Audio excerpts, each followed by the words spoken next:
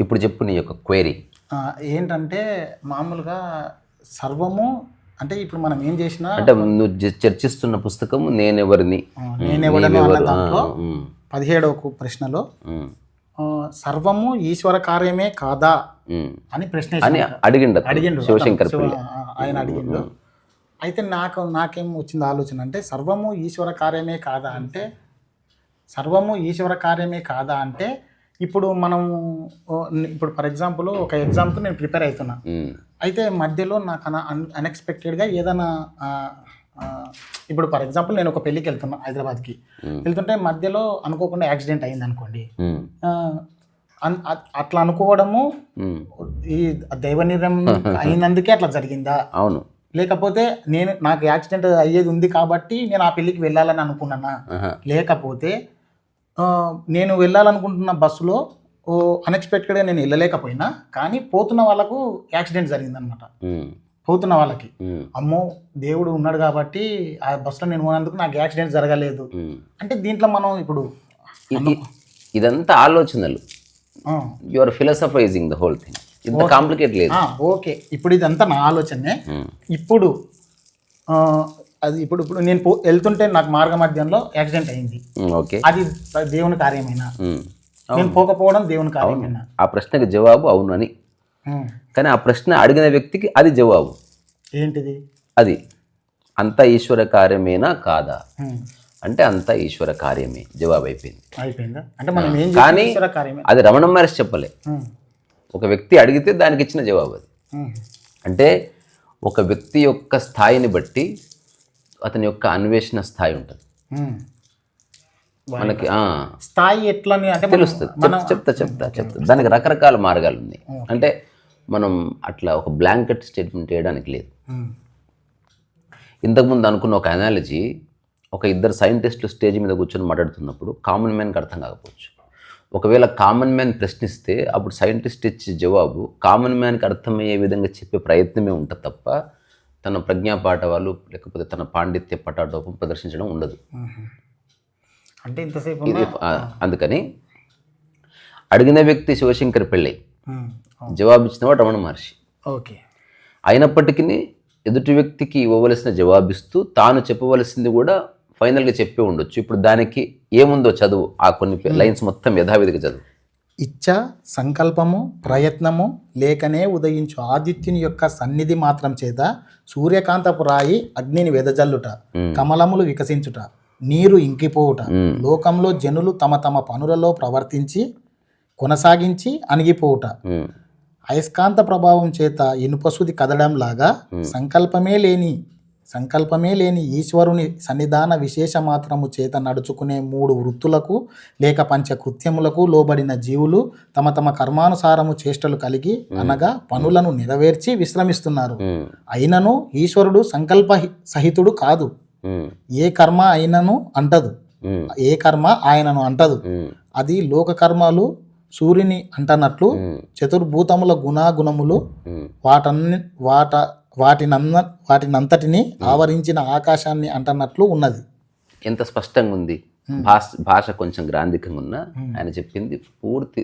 దైవం అన్నది ప్రకృతి సంబంధ విషయాలు. ఇప్పుడు ఈడ 3 వృత్తులకు లేక పంచకృత్యములకు 3 వృత్తులు అంటే ఏమన్నా కావచ్చు, ప్రపంచానికి సంబంధించినవి కాకుండా మిగతావంతా ప్రకృతి నడిపిస్తుంది అని అర్థం చేసుకుంటారు. అవును, ఈ 3 వృత్తులు అని అంటే నేనేం చేసిన అంటే దాంట్లో చూసిన బ్రహ్మ, విష్ణువు, మహేశ్వరుడు అని ఏదో ఒక్కొక్కలాగా చెప్పింది. వృత్తులు అనేవి అవి కాదు. అయితే పంచకృత్యములు అని అంటే సంకల్పం, ప్రయత్నం, అవి 3 వృత్తులు. ఓకే, ఈ పంచకృత్యములు అంటే ఏమన్నా కావచ్చు, నాకు తెలియదు తేదీ. జ్ఞానేంద్రియాలు అంటే మనం మనిషి అనేవాడు విభజిస్తూ వచ్చాడు. ఓకే, అట్లా కాకుండా అంటే పంచంగా ఉన్నవి ఏవైనా అవసరం లేదు. అక్కడ 6 ఉంటే మళ్ళీ 6 గురించి ఆలోచిస్తాం. ఉన్నదే ఒక్కటని చెప్పిన వాళ్ళు ఉన్నారు, ఇక్కడ అసలు 2 లేవని చెప్పిన వాళ్ళు ఉన్నారు. అందుకని దీన్ని అర్థం చేసుకునే ప్రక్రియ చాలా ఇంపార్టెంట్. అది ఇంపార్టెంట్. అది ఏదేమైనా కూడా అవి ఈశ్వరునికి అంటవు. ఈశ్వరుడు సంకల్పరహితుడు. అంటే Ishwara means entity which has no desire. Okay, అంటే ఏ కోరిక లేకపోవడం. ఆకాశానికి ఎట్లయితే అంటదో అని చెబుతూ మళ్ళీ ఇంకొక చిన్న అనాలజీ ఏంది, అట్లా సూర్యకాంతి అట్లా పడగానే అప్రయత్నంగా ఒక పుష్పం వికసించినట్టు నీ చేష్ట ఉంటుందా భూమి మీద? అంత పరిపూర్ణంగా ఇప్పుడు నువ్వు చేస్తున్నది నీ కోరికల వల్ల, అవేవి ఈశ్వరుడికి సంబంధం లేదు. ఒక కాంటెక్స్ట్ అంటే ఏం చేయకుండా ఉండడమే ఇంకా దైవత్వం. ఏం చేయకుండా ఉండడం కాదు, ఏం చేయకుండా మన ఆలోచనలు. అందుకని దీనికి 2 మార్గాలు ఉన్నాయి. మొదటిది శరణాగతి, రెండవది శరణాగతి అంటే నేను లేనని అనుకోవడమా? అట్లా అనుకోవడం కుదరదు. ఫస్ట్ అది ఎందుకు తెలుసుకోవాలి. నువ్వు లేని అనుకోనంత మాత్రం నువ్వు ఎట్లా ఉండకుండా పోతావు. ఓకే, దానికి సరైన అవగాహన నేను లేకుండా పోవడం అనే అంటున్నది. అట్లా తెలిసినప్పుడు లేకుండా పోగలవా? అందుకని మనం ఆచరించే విధంగా మన వ్యాఖ్య ఉండాలి. ఆచరించినప్పుడు మాట్లాడాం కదా మామూలుగా దాని గురించి. అప్పుడు ఈ ప్రశ్న ఉండదు అంటున్నా. నేను అదే అంటున్నాను. అందుకు ప్రశ్న ఉంది కాబట్టి ఇంకా ఆచరించలేదని. సరే, అదంతా పక్కన పెట్టి మామూలుగా మాట్లాడుకుందాం. శరణాగతి అంటే ఇప్పుడు మనకి ఆధ్యాత్మికతని 2 భాగాలుగా చూస్తున్నారు ప్రపంచవ్యాప్తంగా. ఒకటి స్వయం విచారణ, రెండవది శరణాగతి. శరణాగతి సాంప్రదాయం కిందకి వస్తుంది. భక్తి ఓకే, సాంప్రదాయం అంటే మన పెద్దోళ్ళు చేసుకుంటారు ఒక పరంపర. అంటే సాంప్రదాయంలో ఖచ్చితంగా పరమాత్మ యొక్క భావం ఉంటుంది. అంటే ఇప్పుడు ఒక చిన్న సూదిని నేను లేవనెత్తాలంటే ఒక మనిషి అవసరము, ఒక పెద్ద బండరాయి ఎత్తాలంటే ఒక సమూహం అవసరము, లేదా ఏనుగు అవసరము. అట్లాంటిది ఇంత సమస్త బ్రహ్మాండాన్ని నడిపేది ఎవరో ఉన్నారు అన్న చోట ఒక కొత్త వాదన పుట్టింది. పరమేశ్వరుడు ఉన్నాడు, ఒక శక్తి ఉంది. రకరకాల మతాల వాళ్ళు రకరకాల పేర్లు ఇచ్చుకున్నారు, అది మనకు సంబంధం లేదు. ఏదేమైనా everyone is believing there is some super power. So ఆ సూపర్ పవర్ అన్నది ఉంది కాబట్టి నీలో కన్ఫ్యూజన్ లేకుండా ఆధ్యాత్మికత ఎట్లా అర్థం చేసుకోవచ్చు అంటే నమ్మకం ఆధారంగా, అంటే అది ఉంది అని నమ్మి జీవించడం. సర్వస్వ శరణాగతి అంటే నేను ఏం చేసినా దానికే చెందుతుంది అనుకోవడం. ఇది అయిపోయింది వ్యాఖ్య, ఇంతే. అంటే ఎగ్జాంపుల్, నేను చదువుతున్నా, నేను చదవడానికి కారణం అతను, నేను రాయడానికి కారణం అతను, కానీ నాకు గుర్తుంటలేదు, దానికి కారణం అతనే. తద్వారా నాకు తక్కువ మార్కులు వచ్చింది, దానికి కారణం అతనే. సో ఎక్కువ మార్కులు వచ్చిన వాళ్ళందరూ విదేశాలకు పోయారు, దానికి కారణం సంబంధం లేదు, నేను ఇక్కడ ఉండిపోవడానికి. ఎందుకంటే ఎవరిది వాళ్ళదే, ఇది వేరే వాళ్ళతో పోల్చుకోవద్దు. సో నేను ఇక్కడ ఉండిపోవడానికి కారణం అతనే. కానీ అనుకోకుండా నువ్వు మంచివాడిపోయినందుకు ఒక మంచి అమ్మాయి దొరికింది, కోటీశ్వరరాలు, దానికి కారణం అతనే. నీకు 2 పిల్లలు పుట్టారు, దానికి కారణం అతనే. కానీ అనుకోకుండా భార్య చచ్చిపోయింది, దానికి కారణం అతనే. నీ కుటుంబం కొలాప్స్ అయిపోయింది, దానికి కారణం అతనే. నువ్వు పడి ఏడ్చావు, దానికి కారణం అతనే. ఇప్పుడు మళ్ళీ మొట్టమొదటి ఎట్టున్నావో ఇప్పటికి అట్లే ఉన్నావు, ఈ సేమ్ స్థితి వచ్చేసింది, దానికి కారణం. సో ఓవరాల్గా నీకు నచ్చినట్టు జరిగితే దేవుడు అనుకొని, నచ్చినట్టు జరిగితే దేవుడిని ప్రశ్నించే వైఖరి శరణాగతి కాదు. శరణాగతిలో మూలము నిమిత్త మాత్రుడు నీవని తెలుసుకోవడం. ఒకవేళ నిజంగా నిమిత్త మాత్రుడు నీవని తెలుసుకున్నప్పుడు నీకు బాధ అంటుకునే అవకాశం లేదు. అప్పుడు రమణ మహర్షి ఈ వ్యాఖ్య 100% నిజమైన ఆధ్యాత్మికతకి, అంటే స్వయం విచారణ ద్వారా ఒక వ్యక్తి తెలుసుకునే విషయానికి ఈక్వావలెంట్గా వస్తుంది. ఇప్పుడు అది పూర్తిగానే. తర్వాత నేనేం చెప్పిన నువ్వు చెప్తే అక్కడి నుంచి ముందుకు వెళ్దాం, లేకపోతే మళ్ళీ చర్చగా మిగిలిపోతుంది. So complete acceptance what's ever happens, అంటే ఏది జరిగినా అది దానికి కారణం ఆ దైవమే అనుకున్నప్పుడు, నీకు ఆకలైన అతనే, నీకు మాత్రమే, నీకు ఉద్యోగం వచ్చిన అతనే, నీకు ఉద్యోగం పోయిన అతనే, డబ్బు సంపాదించిన అతనే, డబ్బు పోయిన అతనే. ఎక్కడ నీకు ఈగో వచ్చే అవకాశం లేదు. సో నేను అన్న భావన అసలు లేనే లేదు ఇక్కడ, అంతా అతనే అని చెప్తావు కదా. భక్తిలో మనం దేవుని కానీ ఇప్పుడున్న భక్తి తత్వం ఏదైతే ఉందో అది పరిపూర్ణంగా లేదు. నువ్వు ఒక కోరిక కోరితే దేవుడు ఉన్నాడని, నువ్వు అనుకున్న కోరిక నెరవేరకపోతే దేవుడు లేడని, ఇటువంటి వాదన తప్పు. ఇది అర్థవిహీనమైన వాదన. అట్లా కాకుండా అసలు నువ్వు కోరకపో, కానీ ఏం జరిగినా తన వల్లనే జరుగుతుంది అన్న స్పృహ నీకున్నప్పుడు, ఎవ్రీథింగ్, నీ పుట్టుకతో సహా, నీ జ్వరముతో సహా, నీ రోగముతో సహా, నీ యొక్క చివరి దశ, నీ మరణంతో సహా అంతా అతని కృప వల్లనే జరుగుతుంది, అతని ఆశీర్వాదం. అందుకని నీకే బాధ లేదు, అందుకని నువ్వు బాధపడడానికి వీల్లేదు, నువ్వు చింతించడానికి వీల్లేదు. అందుకని నువ్వు ఎప్పుడు సర్వకాల సర్వవస్థల్లో ప్రశాంతంగానే ఉంటావు. నీ ఆస్తి ఎంత పోయింది, అవును పోయింది, ఆయన ఇచ్చా అట్లా ఉంది మరి అంటావే తప్ప అవును పోయింది, ఎందుకు ఇట్లా అయింది, ఎందుకు భగవాన్ ఇట్లా చేసినావు అనవు. అట్లంటే నువ్వు విషయాన్ని తప్పుగా అర్థం చేసుకున్నట్టు. సో నమ్మకాన్ని ప్రాతిపదిక చేసుకొని ఎవడైతే స్వయం విచారణ చేసే ఒక మానసిక శక్తి లేదు, అట్లాంటి వాడికి నమ్మకం ఒక ఆధారం. ఒకవేళ నమ్మితే ఇంత 100% నమ్మాలి. ఇదొక పద్ధతి. ఇప్పుడు దీన్ని ఈ కోవెలకు ఎవరు వస్తారు? శ్రీ రామదాస్ వస్తాడు, త్యాగరాజ స్వామి వస్తాడు, మీరా వస్తుంది, లేకపోతే పోతన గారు వస్తారు. వీళ్ళంతా ఈ కోవెలకు వస్తారు. ఇప్పుడు కూడా అట్లాంటి భక్త మహాశయులు చాలామంది ఉన్నారు. ఎవ్రీథింగ్ అంతా ఆయనదే అనుకున్నప్పుడు ఇక నువ్వు ఈగో నీకు వచ్చే అవకాశమే లేదు. ఒకవేళ నీకు అవార్డు వచ్చింది ఎవరు ఇచ్చారు? ఆయనే ఇచ్చాడు. అప్పుడు నువ్వేం చేస్తావు? నేను మాధ్యమంగా కనిపిస్తున్నా, అంత నీవే. ఎవరన్నా నీ వచ్చి నీ కాళ్ళు మొక్కారు నీ ప్రతిభకి, అప్పుడు నువ్వేం చెప్తావు? ఇదంతా ఆయనకే అని నువ్వు నిరంతరం చెప్పడం కుదరదు. కాబట్టి మనసులో ఒక కృతజ్ఞత భావం ఉంటుంది. నాదంటూ ఏమీ లేదు అని నిరంతరం గుర్తించే స్థితి శరణాగతి. ఇదొక మార్గం. ఒకవేళ అట్లా అయినప్పుడు, ఇప్పుడు ఉదాహరణకి సూర్యకాంతి పడ్డది, ఒక ఫ్లవర్ అప్రయత్నంగా వికసించింది. ఇప్పుడు ఆ ఫ్లవర్ ఎట్లుందో నేనన్న భావన లేకపోతే నువ్వు ఫ్లవర్ లాగే ఉంటావు. ఆ నేనన్న భావననే మనిషిని బరువుగా మారుస్తుంది. ఇదొక మార్గం. ఇదేంది, ఇందులో భూమి మీద 100 మంది ఉంటే 99.99% మంది ఎందుకు నమ్మకాన్ని ఆధారం చేసుకుంటే ఎంక్వైరీ ఇస్ నాట్ ఈజీ. ఎంక్వైరీలో ఇక ఎవరూ లేరు. నువ్వు మొట్టమొదటిసారి నీ మీద దృష్టి పెట్టినావు. అసలు ఈ శరీరం ఏంది, నా ఆలోచన ఏంది, నాకు ఒక దాని పట్ల ఆసక్తి ఎందుకు వస్తుంది, ఒక దాని పట్ల అనురక్తి ఎందుకు కలిగింది, ఒక దాని పట్ల వ్యామోహం ఎందుకు అయింది, ఒకటి వస్తే ఎందుకు ఆనందం అవుతుంది, ఒకటి పోతే ఎందుకు బాధ అవుతుంది, అసలు వచ్చిపోయేది అసలు ఉన్నాయా, నేను అట్లా కల్పన చేస్తున్నా. ఇది విచారణ మార్గం. రమణ మహర్షి విచారణ మార్గం. సో విచారణ మార్గంలో ఉన్నాడంటేనే వాడికి ఏ నమ్మకము లేదు. విచారణ ఎండ్ అయితే ఇంక అయిపోయింది, వాడికి జవాబు దొరికింది. మళ్ళీ ఏంది, ఇక్కడ ఏదైతే ఆన్సర్ ఉందో అక్కడ అదే ఆన్సర్ ఉంది. ఇక్కడనేమో నేనన్నది లేదు, ఎందుకంటే పరమాత్మ ఉన్నాడు కాబట్టి. అక్కడనేమో నేనన్నది లేదు, ఎందుకంటే ఉన్నది ఏదో ఉన్నది కాబట్టి. ఉన్న మొత్తంలో నేను ఒక భాగమై ఉన్నప్పుడు నువ్వు నేనని ఎట్లుంటుంది? ఇప్పుడు ఒక సముద్రంలో ఉన్న నీటి బిందువుకి నేనన్న భావన ఎట్లుంటుంది?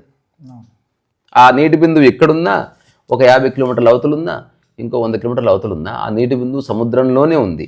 సముద్రం వల్లనే నీటి బిందువు అని తెలుసుకున్నప్పుడు నేననే భావన ఎట్లుంటుంది? ఇది విచారణ వల్ల తెలిసినప్పుడు అహంకార శూన్యత ఏర్పడుతుంది. అట్లా కాకుండా శరణాగతిలో ఉన్నప్పుడు అహంకార శూన్యత. కానీ శరణాగతిలో చిక్కుంది, చాలా పెద్ద చిక్కుంది. అది అతిపెద్ద ప్రాబ్లం. స్వయం విచారణలో ఏ చిక్కు లేదు. స్వయం విచారణ అనేది వెరీ సైంటిఫిక్. సైంటిఫిక్ అంటే అంతర్గతంగా నీవు నీ ఎగ్జిస్టెన్స్ని క్వశ్చన్ చేసి నీ యొక్క ఆలోచనలని, నీ ఛాయస్లని, నీ ధారణలని, నీ అవధారణలని, నీ మూర్ఖత్వాలని, నీ స్టూపిడిటీస్ని, నీకున్న బంధాలని, బంధవ్యాలని, నీకున్న సమాజాన్ని, కండిషనింగ్స్ అన్నిటినీ క్వశ్చన్ చేసినావు. నీకున్న అవసరాలని, ఆవశ్యకతలని, ఆ తర్వాత నీకున్న ఆభరణాలని, నీకున్న పేరు ప్రఖ్యాతులు, దేనికి ఇదంతా? ఉదాహరణకి నేను సంపాదించాలి భయ్యా, పేరు రావాలి, ఎందుకు అంటున్నాడు వీటిట్లా? అంటే నాకు గుర్తింపు కావాలంటున్నాడు. అసలు ఎందుకు గుర్తింపబడాలి? వై? దానివల్ల నాకేం వస్తుంది? గుర్తించినప్పుడు నాకు ఒక సాటిస్ఫాక్షన్ వస్తుంది. ఈ సాటిస్ఫాక్షన్ ఎక్కువసేపు ఉంటుందా? ఉండదు. అశాశ్వతమైన దాని గురించి నేను ఎందుకు పాకులాడుతున్నాను? ఒకవేళ ఇది లేకపోతే నా ఎగ్జిస్టెన్స్ ఏమిటి? వాడు మాటి మాటికి విచారణ మార్గం it may take some time. అంటే ఆధ్యాత్మికత స్వయం విచారణలో 3 భాగాలకు విభజించబడ్డది. ఇది నాది కాదు, ఎవరు చేసినా 3 భాగాలే. ఉదాహరణ, మనం భోజనం చేస్తే కంచెలు తీసుకోవడం ఒకటైతే, పెట్టుకొని తినడం ఒకటైతే, 3వ చేతి కడుక్కొని మూత తుడుచుకోవడం. ఇంకా ప్రపంచంలో ఎవడైనా అవి చేయవలసిందే. చేయ కడుక్కున్నవాడు నాప్కిన్తో మూతను తుడుచుకోవాలి. అదేమిటి? మొట్టమొదట ఒక మనిషి యొక్క మనసు విచారణ మార్గంలోనే. శరణాగతులు ఇవేవి లేవు. శరణాగతిలో సింపుల్ ట్రస్ట్ అంతే. నేను అంతా వెంకటేశ్వరుడు అయినా నమ్మిన వాడిని పూర్తిగా నమ్మితే అహంకారం లేదు. ఇతను అంతా అమ్మవారు, ఏం జరిగినా అమ్మవారి దయ వల్లనే. ఇతనికి నిమిత్తం మాత్రం అహంకారం లేదు. ఈ 2 అహంకారం లేని స్థితులు కాబట్టి మీరు ఇద్దరు ఒకటి. అట్లా అదొక తద్వారా మనం అంతా అట్లా మనుషులంతా ఒకటి. అట్లా వస్తే కుటుంబం ఎస్టాబ్లిష్ కావాల్సిందే. నాకు నచ్చినప్పుడు అమ్మవారు, నాకు నచ్చిన పని జరిగితే అమ్మవారు ఉంది. ఇప్పుడు రీసెంట్గా రాజమౌళి అన్నాడు, స్క్రీన్ ఆన్ కాకపోతే అసలు దేవుడు లేడు. స్టూపిడిటీ అది. అంటే అజ్ఞానం అన్నది నువ్వు కథ రాయడం వేరు, జీవిత అవగాహన వేరు. అంటే గ్రూప్ లో అట్లా కరెక్ట్గా ఆయన వచ్చినప్పుడు మహేష్ బాబు వచ్చినప్పుడు ఎలివేషన్ పడాలనుకున్నాడు, అది మిస్కమ్యూనికేషన్ జరిగి ఏమైంది అంటే ప్రతిదానికి దేవుడు లింక్ పెడితే ఎట్లా? అట్లా శరణాగతిలో ఏముంటుంది తెలుసా, దానికి కూడా కారణం ఆయన్ని, నాకే సంబంధం లేదు, అసలు ఈ సినిమా ఆగిపోయినా నాకే. అటువంటి ఒక డీపర్ అండర్స్టాండింగ్ ఫెయిత్ బేస్డ్ ఉంటుంది. ఈ స్వయం విచారణలో 3 ఏమిటంటే, మొట్టమొదట అసలు ఇది నేను పుట్టి ఎందుకు ఇట్లా సఫర్ అవుతున్నా, ఎందుకు ఇట్లా ఆలోచిస్తున్నా, ఎందుకు ఇట్లా విధాలుగా వేదన చెందుతుంది, ఎందుకు ఒక్కొక్కసారి దుఃఖం వస్తుంది, ఇవన్నీ ప్రశ్నలు ఏవో వచ్చాయి. ఇప్పుడు 100 దిక్కులు పోతున్న మనసుని ఒక్క దిక్కు పెట్టాలన్న ఆలోచన వస్తుంది. అక్కడనే ధ్యానం పుట్టింది. ఇది సెకండ్ స్టేజ్. అంటే ఇప్పుడు నా మనసు ఎక్కడెక్కడ పోతుంది, నేను నా మనసుని తీసుకు శ్వాస మీద పెడితే అప్పుడు తెలిసింది నా మనసు ఇక్కడ శ్వాస మీద ఉండటం చేత నాలో ఇంతవరకు ఉన్న ఆలోచనలన్నీ దూది పింజల్లో ఎగిరిపోయాయి, అవేవి లేవు. కానీ ఎప్పుడైతే దీని నుంచి పక్కకు జరిగిందో మళ్ళీ అవన్నీ వస్తున్నాయి అని తెలిసింది. అందుకని వాడు ఏం చేస్తున్నాడు, he's kept on focusing on one thing. 3వ స్టేజ్ అంటే ఏంది, ఈ ధ్యానం వల్ల వాడిలో ఒక ప్రశాంతత ఏర్పడ్డది. ఇప్పుడు వాడు ఇక్కడ చాలామంది ఆగిపోవచ్చు, కానీ ఇంకొందరు ఈ ప్రశాంతత ఇది చేస్తే ఎందుకు వస్తుంది, నేను చేస్తే అంటే కర్తాభావన, నేను చేస్తే ఇది వస్తుంది. కాబట్టి ఏదేమైనా నేను చేస్తున్నా అన్న భావన ఏర్పడుతుంది, ఇది కూడా పోవాలి అన్నప్పుడు 3వ స్టేజ్ వస్తుంది. అట్లాంటి వాళ్ళే చెప్పారు. అక్కడేమో అంత పరమాత్మని అన్నారు కదా, ఇక్కడ వీడే ఉన్నాడు నేనంటూ లేదు, నేనేమి చేయడం లేదు, జరుగుతుంది అన్నారు.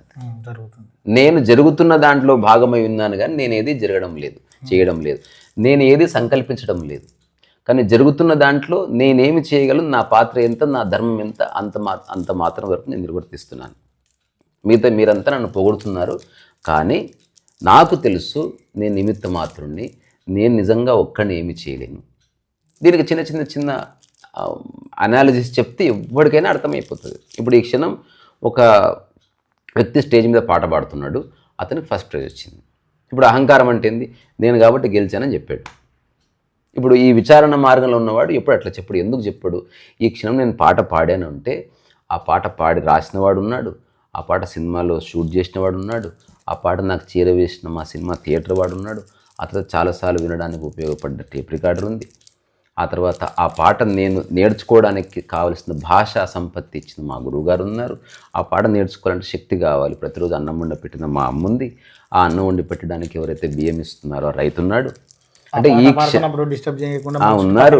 తర్వాత నా పాట అందంగా వినిపించేలా చేసిన మైక్ ఉంది, ఆ మైక్ తయారు చేసిన టెక్నాలజీ వాళ్ళు ఉన్నారు, ఆ తర్వాత ఈ మైక్ పనిచేయాలంటే కరెంటు వాళ్ళు ఉన్నారు. ఈ పాట అట్లీస్ట్ నేను మీ ముందు ప్రదర్శించాలంటే అవకాశం ఇచ్చిన పెద్దలు ఉన్నారు. ఇన్ని కారణాల వల్ల నా గొంతు పెగిలింది ఈ క్షణం. అందుకని నేను ఎక్కడ పాడాను, వీళ్ళంతా పరోక్షంగా ఉండి నా చేత ఈ క్షణం పాట పాడేలా చేస్తున్నారు. అందుకని నేను కూడా నిమిత్త మాత్రుని, అహంకారం లేదు. ఈ 2 స్థితుల్లోనూ కర్తాభావన పడిపోయింది. సో ఆధ్యాత్మికత యొక్క మూల అవగాహన ఏమిటంటే కర్తాభావన పడిపోవడమే, ఇంకా వేరేదేం లేదు. దీనికి ఎన్ని సంవత్సరాలు సాధన చేస్తే పడిపోయింది ఇర్రెలెవెంట్. జస్ట్ చూసినవి ఇచ్చింది. ఇప్పుడు నేను చెప్పిన ఎగ్జాంపుల్ వినగానే ఒకటి జ్ఞానోదయం కావచ్చు, తక్షణం కర్తాభావన పడిపోవచ్చు వాడి నుంచి. అప్పుడు వాడు నడుస్తున్నప్పుడు సమస్తం వాడి ద్వారా నడుస్తుందని వాడు గుర్తిస్తే సరిపోతుంది. ఇనిషియల్గా కొంచెం ఉన్మత్త భావన ఏర్పడుతుంది, తర్వాత సెటిల్ అవుతుంది. ఫస్ట్ టైం గుర్తించిన వాళ్ళు పిచ్చివాళ్ళు అయ్యారు. అరే ఇంతకాలం నేను అనుకున్న అసలు నేను లేని అంతా కలిసి జస్ట్ ఒక అలెన్ మాస్కున్నాడు, లేకపోతే ఒక ధీరుబాయ్ ఇది మార్కర్ పెన్ కింద రాయకు, అది పోదు, మామూలుగా పేపర్ మీద రాసుకో, లేకపోతే కింద రాసే పెన్ను ఉంటుంది ఇస్తా, పోదు. అయితే ఇప్పుడు 2వ భావన ఇవి 2. మరి మూడవది అది కర్తాభావన పోయింది. అంటే నేను చేస్తే బాగుంది, ప్రశాంతత వచ్చింది అన్నావు కదా, అసలు చేసేవాడిని నేను కాదని గుర్తిస్తే సరిపోతుంది. ఇప్పుడు ఫస్ట్ 3 అన్నారు కదా, 3 ఫస్ట్ది ఏంటి, అంతా ఈశ్వరుడిది. 2 అన్న, ఒకటేమో నమ్మకం ఆధారం, ఒకటి విచారణ. అన్నం తిన్నాక 3 పనులే కదా ఎవరిదైనా చేసేది. అది 2వ దాంట్లో విచారణ దాంట్లో రకరకాలుగా పరిగెడుతున్న మనసును తీసుకొచ్చి ఒక దగ్గర పెట్టడం వల్ల ప్రశాంతత వచ్చింది. కానీ చివరికి కర్తాభావన మిగులుతుందని గుర్తించాడు. నేను చేశాను అన్నది మిగులుతుంది. నేను చేశానన్న విచారణలో కర్తభావన ఉందా? అదే విచారణలో కర్తాభావనతోనే మొదలవుతుంది ఏదైనా. కానీ అసలు ఈ ధ్యానం చేస్తున్నది, దాన్ని ధ్యానం చేయాలని అనుకుంటున్నది, ఇదంతా నేను కాదు, సమస్తంలో మధ్యన సామరస్యం కుదిరితే మిగిలే ధ్యానమే అని తెలుసుకోవడంతో పడిపోయింది కదా. అవును. అంటే మూడో విషయాలు అంటే ఒకటి అంత అంటే మళ్ళీ ఒక్కసారి 3 విషయాలు అన్నారు కదా. రెండే. ఫస్ట్ దాంట్లో శరణాగతి అంతే, శరణాగతి. సెకండ్ దాంట్లో స్వయం విచారణ. స్వయం విచారణలో 3 స్టెప్స్ ప్రముఖంగా కనిపిస్తుంది. మొదటిదేమో అంతులేని ఆలోచనలతో ఉండి, ఓహో, స్వయం విచారణలో 3 అంటే ఎవరికైనా ఇప్పుడు నీకు వేవేల ఆలోచనలు ఉన్నాయి, ఈయనకు వేవేల ఆలోచనలు ఉన్నాయి, ఈయనకు రకాల బాధలు, నాకు రకాల బాధలు, అందరం విచారణ చేద్దాం అనుకున్నాం. అప్పుడు ఎట్లా వాటిని అర్థం చేయాలో తెలియక అసలు ఈ మనసు అనేదే కదా నా సమస్యలన్నిటి కారణం అని తెలుసుకున్నాం. తెలుసుకొని ఈ మనసుని ఎటో పోతుంటే దాన్ని ఒక చోట కూర్చోబెడదామని ధ్యానం చేసావు, తపస్సు చేసావు, లేకపోతే యోగం చేసావు, ఈ వాటి జపము చేసావు, వాటి మేబీ ఇది. ఇప్పుడు ఇదంతా చేసిన తర్వాత నీకు ఒక ఫలసిద్ధి కలిగింది, మనసులో ఒక చిన్న స్థిరత్వం వచ్చింది. కానీ ఇది నేనే సాధించాను, నేనే చేశానన్న భావన వచ్చింది. అప్పుడు తెలిసింది అసలు ఎంత చేసినా చివరికి నేనన్న అహంకారం మిగిలింది. అది మళ్ళీ బాధ గురి చేస్తుంది. అది నేనన్న ఉన్నంతకాలం నీ ఉంది. ఈ నేనన్నది పడిపోవాలి అన్న చోట ఒక చేంజ్, అంటే హోలిస్టిక్ అప్రోచ్ అనేది, అంటే సమస్తాన్ని లెక్కలోకి తీసుకొని చూసినప్పుడు నేనన్నది పడిపోతుందని సాధికారికంగా స్పష్టంగా తెలుసుకున్నవాడు కర్తాభావం నుంచి బయటపడతాడు. సో శరణాగతిలోనూ కర్తాభావన లేడు, ఈ స్వయం విచారణలోనూ కర్తాభావన పడిపోతుంది. ఈ రెండిట్లో సేమ్ ఎక్స్పీరియన్స్. కానీ శరణాగతిలో ఒక చిక్కుంది. ఇప్పుడు నువ్వు ఎవరినన్నా ఒక దైవాన్ని ఆధారం చేసుకుని శరణాగతి అయ్యి ప్రపంచంలో ఇంక ఏది ఇంపార్టెంట్ కాదు, ఆ దైవం ఒక్కటి ఇంపార్టెంట్ అనుకున్నావు, అంటే ఆయనకి ఏమైనా జరిగినప్పుడు మనకు భంగం కాదు, అప్పుడు భంగం అవుతుంది అంతే. అందుకని స్వయం విచారణలో 3 అన్నారు కదా, మొదటిది స్వయం విచారణ, ఇప్పుడు 2 అది అంటే జనరల్ స్టెప్స్, అవి 3 స్టెప్స్. మళ్ళీ ఒకటి అదే ఎక్కువ ఆలోచనలతో సతమతమైన నీవు ఇదంతా ఏంది అని క్వశ్చన్ చేసుకున్నప్పుడు, నెక్స్ట్ ఇన్ని ఆలోచనలు కాకుండా నా మనసు ఒక చోట నిలబడాలి, ఏదైనా స్థిరంగా చూడాలంటే అన్నప్పుడు ధ్యానం ఎస్టాబ్లిష్ అవుతుంది. ధ్యానం అంటే మళ్ళీ ఓ గురువు వస్తాడు, వాడు ఏదో చెప్తాడు. చేసిన తర్వాత చివరికి ఏం మిగులుతుంది? నేను ధ్యానం చేయడం వల్ల, నేను తపస్సు చేయడం వల్ల మళ్ళీ నేను మిగిలింది. అంటే ఈవెన్ అంతలేని ఆలోచనలు ఉన్నప్పుడు నువ్వు సఫర్ అయింది నేను వల్లనే. ఈ జస్ట్ నువ్వు సాధించిన తర్వాత కూడా నేను అనేది చెప్పుకుంటున్నావు. అందుకని నేను అని చెప్పుకోగానే నీవు వస్తుంది, అట్లా నేనని చెప్పుకునే వాళ్ళ సంఖ్య బయలుదేరుతుంది, తద్వారా చర్చ వస్తుంది, తద్వారా మళ్ళీ ఇన్సల్ట్ ఎవరైతున్నారు? నేను అన్న భావనకి ఇన్సల్ట్ ఉంది.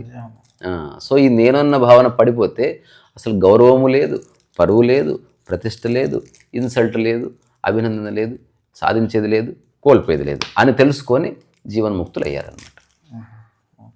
ఇప్పుడు చాలామంది కొంతమంది గురువులు ఏమైందంటే, మీరు అన్నారు కదా ఇందాక, మీరు అనుకోకుండా ఈ క్షణమే ఎవరికన్నా జ్ఞానోదయం అయి ఉంటుంది అని, అంటే ఎన్నో అది వారి మనసులో ఆ క్షణము అది అవేకనింగ్ జరిగిందంటే అంతకుముందు పూర్వోపదారాల్లో సంబంధం ఏమీ లేదు, చిటికలనే అవుతుంది. కానీ మళ్ళీ అందులో 3 స్థితులు ఉంది. అంటే దానికి నేను అన్నది వల్ల ఇన్ని ఫ్యాక్టర్స్ ఉంటాయి కదా, అవి ఏం పనిచేయవో, ఒక్క క్షణ మాత్రంలో అయిపోతుందా?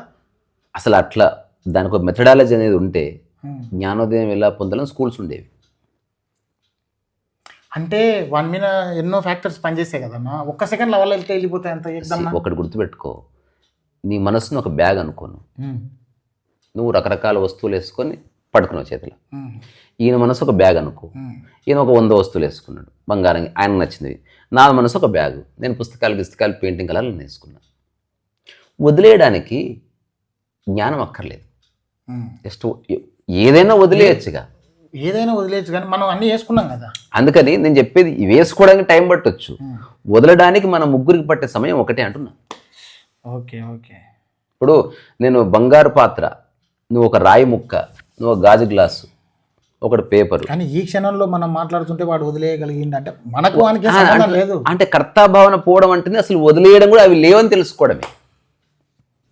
నీకు చిన్న ఎగ్జాంపుల్ చెప్తే అర్థమైంది. ఈరోజు ఒక I was reading a book, చాలా బాగా రాశారు. నేను అది చదువుతున్నా, మాటి చదువుతున్నా. అంటే చాలా బాగా రాశారు. దాని మీద ఒక సిరీస్ ఆఫ్ టాక్స్ చేద్దామని ఒక ఆలోచన.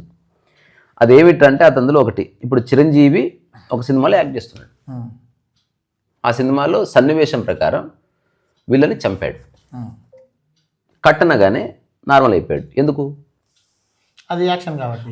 అంటే ఆ క్రైమ్ తనకు అంటుకోవడం లేదుగా, అంటే ఆ క్రైమ్కి కర్త తన కాదని అర్థం. అవును. అట్లా రియల్ లైఫ్లో కూడా కర్తాభావననే మనిషి పడే బాధ కాదు అని స్పష్టంగా తెలుసుకుంటే సరిపోతుంది. అంటే నేను చేస్తున్నా అన్న భావన, నాది అన్న భావన, నా అన్న భావననే మనిషికి నిరంతరం అడ్డొస్తున్నాయి. వేరే ఏవి అడ్డొస్తలేవు. మనిషిని ఇబ్బంది పెడుతున్నది ఓన్లీ ఈ నేను అన్న ఆలోచననే. మీరు ఎవరు ఇబ్బంది పెట్టట్లే, ఈ భూమి మీద ఎవరిని ఇబ్బంది పెట్టుకోవట్లే. రియల్గా సఫరింగ్ ఎక్కడుంది?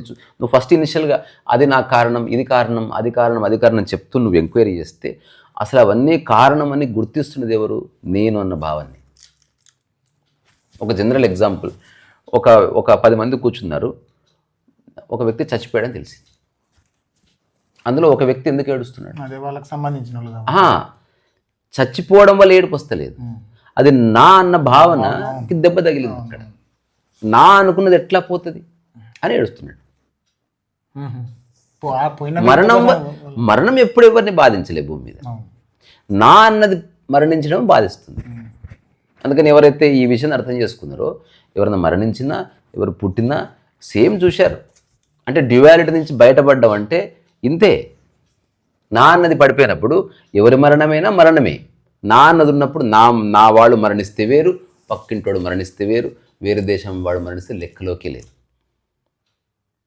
తర్వాత ఎందుకు ఎమోషన్ ఉండదు అంటే, ఒక్కటేసారి మరణిస్తే నీకు ఎమోషన్ రావచ్చు. అసలు మరణం సహజం అని తెలుసుకున్న తర్వాత ఎమోషన్ ఎందుకు ఉంటుంది? సో ఇదంతా విచారణ వల్లనే దొరుకుతుంది ఆన్సర్.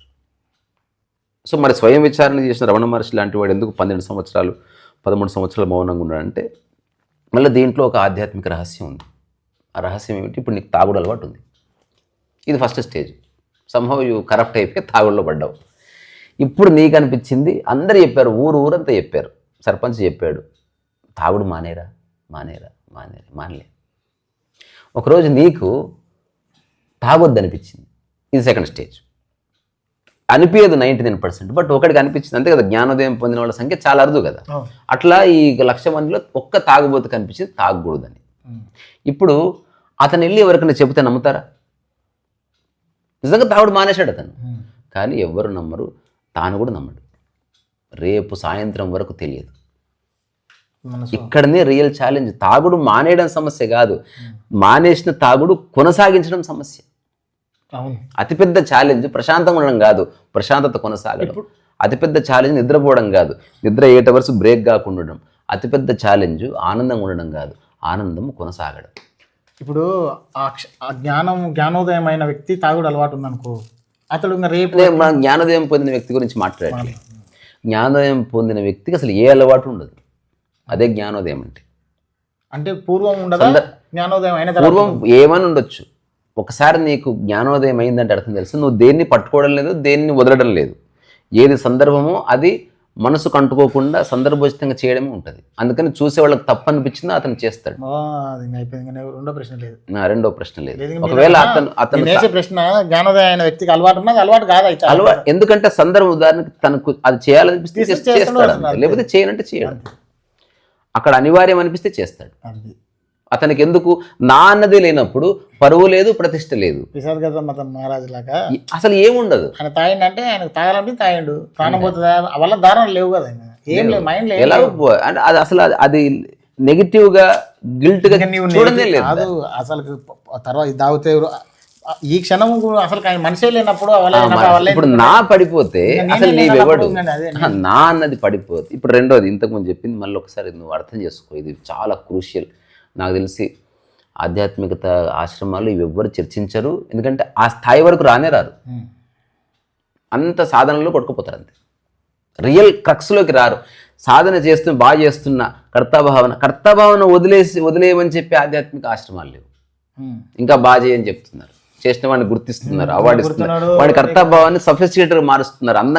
అందమైన కర్తాభావాన్ని ఒక మోసపూరితమైన కర్తాభావాన్ని ఇస్తున్నారు. వాడికి బయట ప్రపంచంలో ఎక్కడ గుర్తింపు లేదు. ఆశ్రమంలో ఇరికిస్తారో గుర్తింపిస్తారు వాడికి. వీడు ఆశ్రమ కార్యనిర్వహణాధికారి అంటాడు, ఇతరు గ్రేట్ మెడిటేటర్ అంట. మెడిటేషన్ అంటేనే గ్రేట్ ఉండదు బేసికల్లీ. అయితే ఇప్పుడు తాగుడు అలవాటైన 1,00,000 మందిలో ఒక్కడికి అనిపించింది మానేయాలి అనిపించింది. ఎందుకు అనిపించింది? ఇది నా శరీరానికి అనవసరం తెలుసుకున్నాడు వాడు.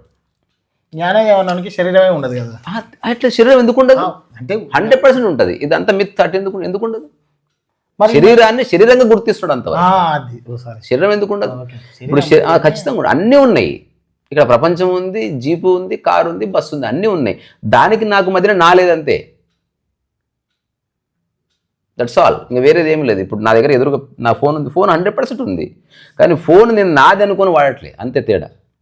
ఫోన్ నాకు అవసరము కనుక ఉపయోగిస్తున్నాను, నాది కాబట్టి కాదు. అట్లాగే శరీరం వల్ల నేను నీకు తెలుస్తున్నాను, అందుకని ఐ రెస్పెక్ట్ ద బాడీ. శరీరం ఉన్నా లేకున్నా నేనున్నాను. నేను ఉంటుంది పరమైన అబద్ధపు నేను ప్రపంచంతోనే చచ్చిపోతుంది. అది ఒక డాక్టరు మరణించగానే డాక్టర్ మరణిస్తాడు. కానీ నిజమైన నేను అంటేంది ఈ నా అన్న భావన అంటుకొని ఒక స్థితి అవుతుందో అది సార్వజనీనమైనది, విశ్వవ్యాప్తమైనది, నిత్యనూతనమైనది, అతి పురాతనమైనది. అదేమిటి? నువ్వు ఎట్లా అర్థం చేసుకుంటే అట్లా దర్శనం ఇస్తుంది. అట్లాంటి వాళ్ళు చెప్పారు, నేను ఆకాశము అన్నారు. ఒకడు అన్నాడు, నేను గాలి వంటి వాడిని అన్నారు. గాలి నేను పీల్చడం ఏమిటి? గాలే నేను అయి ఉన్నాను అని చెప్పిన వాడు ఉన్నారు. నా మనస్సు నీటి వంటిది, దానికి ఒక ఆకారం లేదు, అది ఏ పాత్రలో పోస్తే అలా. అంటే అర్థమైంది, సందర్భోచితమే, సందర్భజ్ఞానం అల్టిమేట్. సో తాగుబోతే ఎగ్జాంపుల్ ఇచ్చి ముగిస్తా, నీకేమైనా ప్రశ్న ఉంటే అడుగు ఈ కాంటెక్స్ట్. అంటే ఇప్పుడు ముగిస్తా తాగుబోతే ఎగ్జాంపుల్. అంటే రియల్ క్రక్స్ ఎక్కడ ఉంటుంది స్పిరిచువాలిటీలో?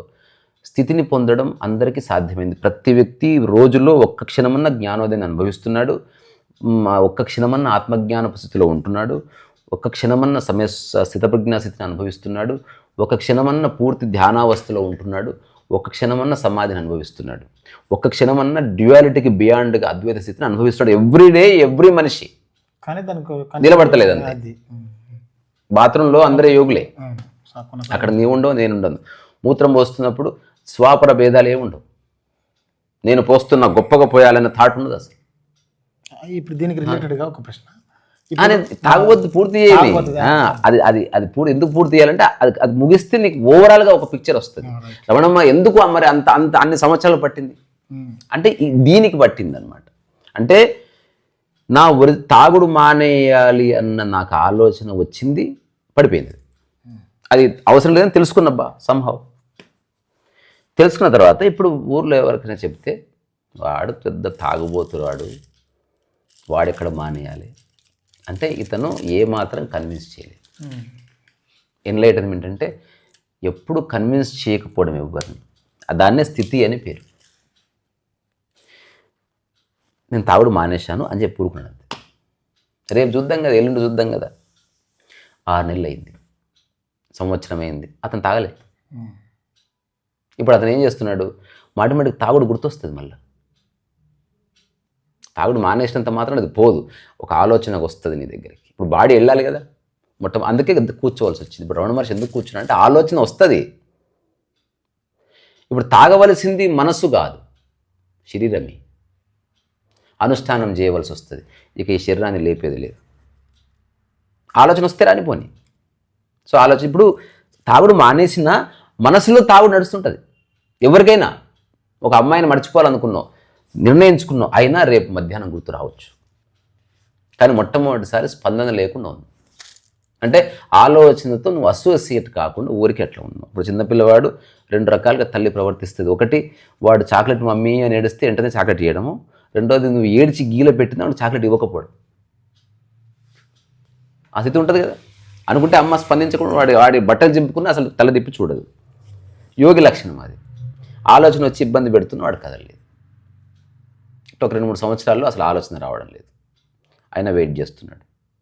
నీకు తాగుడనే విషయం గురించి చెప్తున్నా. ఆ తర్వాత నెక్స్ట్ వెళ్ళి తాగుబోతుల మధ్య ఉన్నాడు. టెస్టింగ్ నడుస్తుంది. అంటే పూర్తిగా పోయిందా లేదో తెలుసుకోవాలి కదా. మళ్ళీ ఆలోచన వస్తుందా, మళ్ళీ కూర్చున్నాడు, మళ్ళీ వెళ్ళి మళ్ళీ కూర్చున్నాడు.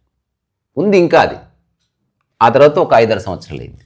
చిన్న ఆలోచనే చూడు, అంటే దాన్ని కంప్లీట్ వినాశనం, వెళ్ళిపోవాలి మూలంతో సహా. అది నువ్వు అనుకుంటే జరగదు, ప్రాక్టికల్గా నీకు తెలియాలి.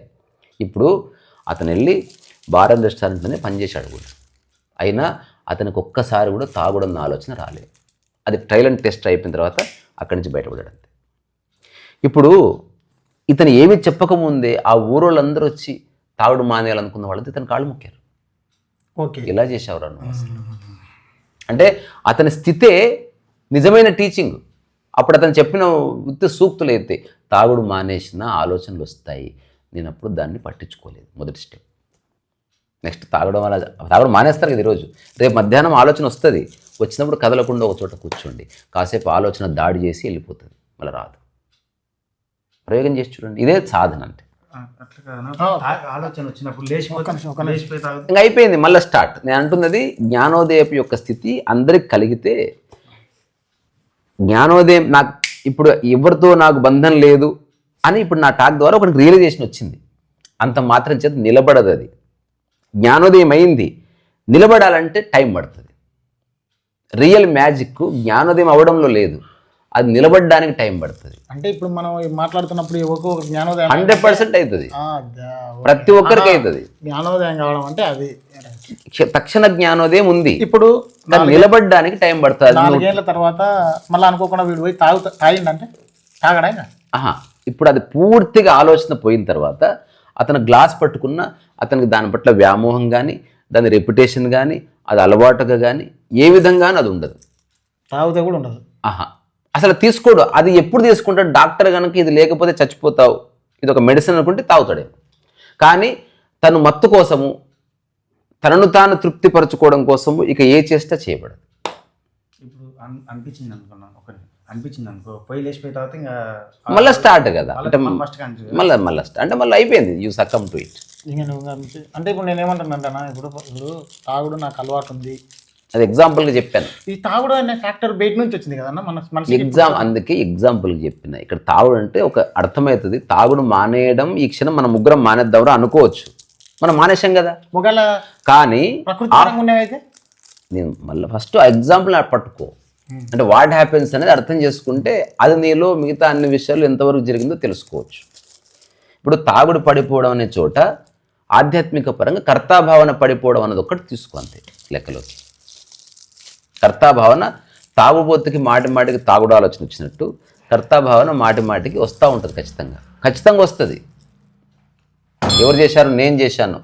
నేను అన్నది వ్యవహారికంగా వాడావా, నిజంగా నేనున్న భావనలో వాడుతున్నావు, నీకు తెలుస్తుంది. నీ జ్ఞానోదయం అయితే నేను అన్నది వ్యవహారికంగా వాడవలసిందే.